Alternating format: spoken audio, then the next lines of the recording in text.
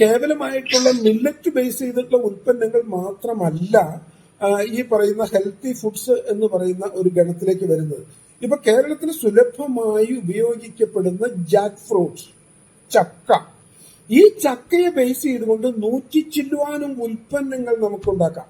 ഈ ചക്കയെ മാത്രം ബേസ് ചെയ്തുകൊണ്ട് കേരളത്തിലെ ഈ ഇപ്പൊ പറയുന്നത് വർഷത്തിൽ 10 മാസവും സുലഭമായി ലഭിക്കുന്ന ഒരു ഉൽപ്പന്നമാണ് ചക്ക എന്നാണ് ജാക്ക് ഫ്രൂട്ട്സ്.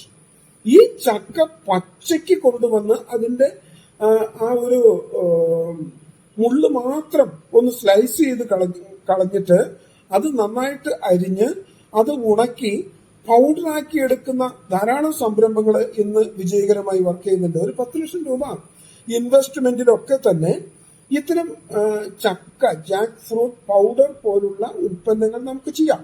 ഈ ജാക്ക് ഫ്രൂട്ട് പൗഡറിന്റെ ഒരു അഡ്വാൻറ്റേജ് എന്ന് പറയുന്നത് ഒരു പച്ച ചക്ക നമ്മുടെ സംരംഭത്തിലേക്ക് കൊണ്ടുവന്നു കഴിഞ്ഞാൽ അതിന്റെ ആ കൂർത്ത മുള്ള് ശകലം ചെത്തി അത് വേറെ പ്രോഡക്റ്റ് ആക്കണമെങ്കിൽ ആക്കാം.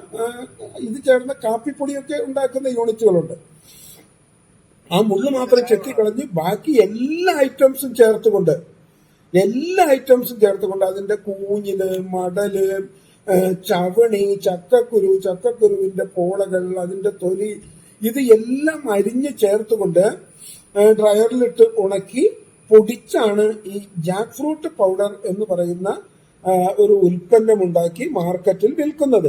വലിയ സാധ്യതയാണ് ഈ ജാക്ക് ഫ്രൂട്ട് പൗഡറിനൊക്കെ ഉള്ളത്.